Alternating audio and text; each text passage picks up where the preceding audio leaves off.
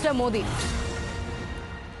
30% कक्का, आपका काम पक्का। 30% कक्का, आपका काम पक्का। कांग्रेस की हर घोषणा में 30% का खेल पक्का है। इसलिए 30% सरकार से छत्तीसगढ़ छुटकारा चाहता है। इसलिए छत्तीसगढ़ कह रहा है, औ नहीं सही वो, औ नहीं सही वो, औ नहीं सही वो, औ नहीं सही वो, बदल के रही वो। साथियों, छत्तीसगढ़ की कांग्रेस सरकार आपको लूटने का कोई मौका नहीं छोड़ रही। इन्होंने तो महादेव के नाम को भी नहीं छोड़ा है। दो दिन पहले ही रायपुर में बहुत बड़ी कार्रवाई हुई है। रुपयों का बहुत बड़ा ढेर मिला है। लोग कह रहे हैं कि ये पैसा सट्टेबाजों का है, जुए का खेल खेलने वालों का है, और जो उन्होंने छत्तीसगढ़ के गरीबों को, छत्तीसगढ़ के नौजवानों को, उनको लूट करके जमा किया हुआ है। लूट के इसी पैसे से कांग्रेस नेता अपने घर भर रहे हैं।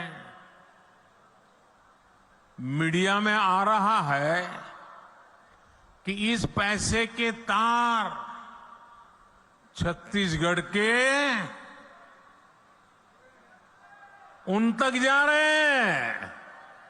मालूम है ना किस तक जा रहे हैं, कहां तक पहुंच रहे हैं? छत्तीसगढ़ के लोगों को मालूम है ना कहां तक पहुंच रहे हैं? जरा जोर से बताइए कहां तक पहुंच रहे हैं।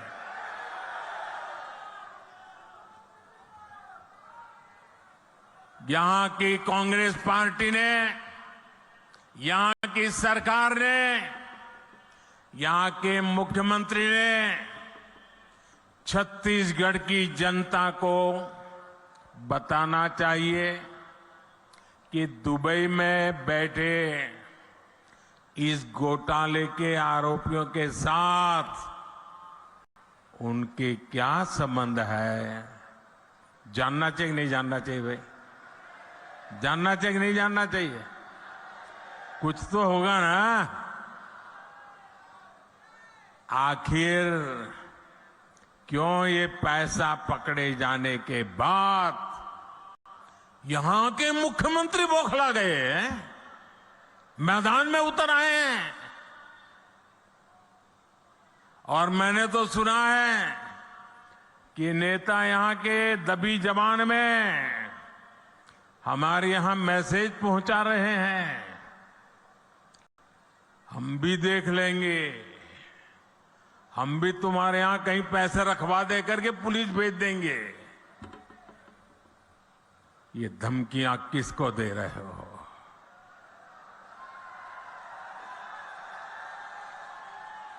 ये किसको डरा रहे हो?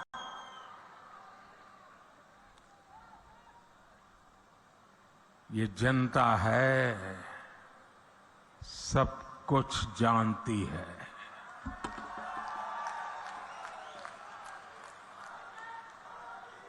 मोदी को तो ये कांग्रेसी दिन रात गालियां देते हैं। हर दिन मैं 2-2.5 किलो गालियां खाता हूं।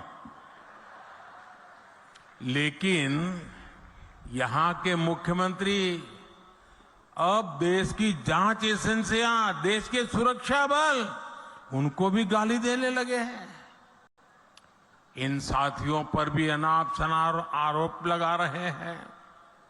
लेकिन मैं छत्तीसगढ़ के अपने भाइयों और बहनों को कहूंगा, ये मोदी है, गालियों से डरता नहीं है। भ्रष्टाचारियों का हिसाब करने के लिए ही तो आपने मोदी को दिल्ली भेजा है।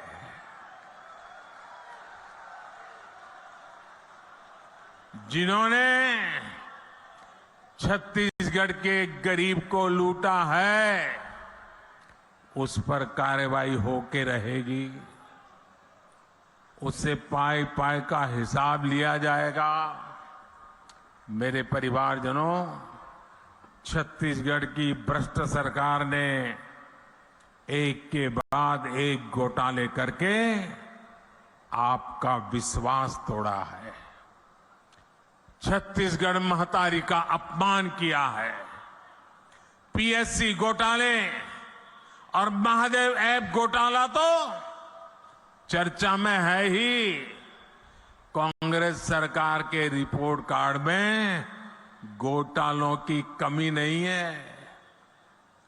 अगर मैं भी बोलने जाऊंगा हर घोटाले की वर्णन, तो शायद मेरा अगला कार्यक्रम लेट हो जाएगा। 2000 करोड़ रुपए का शराब घोटाला, 500 करोड़ रुपए का सीमेंट घोटाला, याद है ना? आपको याद है कि भूल गए हो? 5000 करोड़ रुपए का चावल घोटाला, 1300 करोड़ रुपए का गोठान घोटाला, 700 करोड़ रुपए का डीएमएफ घोटाला, 500 करोड़ रुपए का चावल कस्टम मिलिंग घोटाला, सैकड़ों करोड़ रुपए का कोरोना केसेस का घोटाला। छत्तीसगढ़ को लूटने का कांग्रेस ने कोई भी मौका नहीं छोड़ा है। मैं फिर आपको विश्वास दिलाता हूं, राज्य में भाजपा सरकार बनने के बाद ऐसे घोटालों की सख्ती से जांच की जाएगी। आपका पैसा लूटने वालों को जेल भेजा जाएगा। साथियों, कांग्रेस ने गरीब को धोखे के सिवाय कभी कुछ नहीं दिया है। हमारे देश का गरीब गरीबी हटाओ के नारे सुन सुनकर सामाजिक न्याय की थोथी बातें सुन सुनकर थक चुका था। और इस वायदे के नाम पर कांग्रेस द्वारा साल दर साल, पीढ़ी दर पीढ़ी देश के गरीबों का भावनात्मक शोषण करते रहे। हर गरीब सोचता था कि कम से कम मेरा बच्चा तो गरीब नहीं रहेगा। लेकिन कांग्रेस के झूठे वायदों ने हमेशा उसे और उसके बच्चों को गरीब बनाकर के ही रखा। इसलिए भारत का गरीब आत्मविश्वास खो रहा था, निराशा के ढेर में दबा जा रहा था। कांग्रेस का सारा खेल सिर्फ और सिर्फ अपने परिवार के लिए और धन्ना सेठों के लिए है। गरीब उसके लिए सिर्फ और सिर्फ एक वोट है। इसलिए कांग्रेस गरीब की कभी कद्र नहीं करती। उसे गरीब का दुख दर्द कभी समझ नहीं आता। और इसलिए जब तक कांग्रेस केंद्र सरकार में रही, वो गरीबों के हक का पैसा लूटकर खाती रही, अपने नेताओं की तिजोरी में भरती रही। मेरे भाइयों और बहनों, 2014 में सरकार में आने के बाद आपके इस बेटे ने गरीब कल्याण को अपनी सबसे बड़ी प्राथमिकता बनाया। हमने अपने गरीब भाई बहनों में ये विश्वास पैदा किया कि उनकी गरीबी दूर हो सकती है। वो जो गरीबी में जिंदगी जिए हैं, उनके बच्चों के नसीब में वो गरीबी नहीं रहनी चाहिए। हमने ऐसी ऐसी नीतियां बनाई कि हर गरीब अपनी गरीबी का, उस गरीबी को खात्मा करने का, उस गरीबी को पराजित करने का सबसे बड़ा सिपाही बन करके मोदी का साथी बन गया।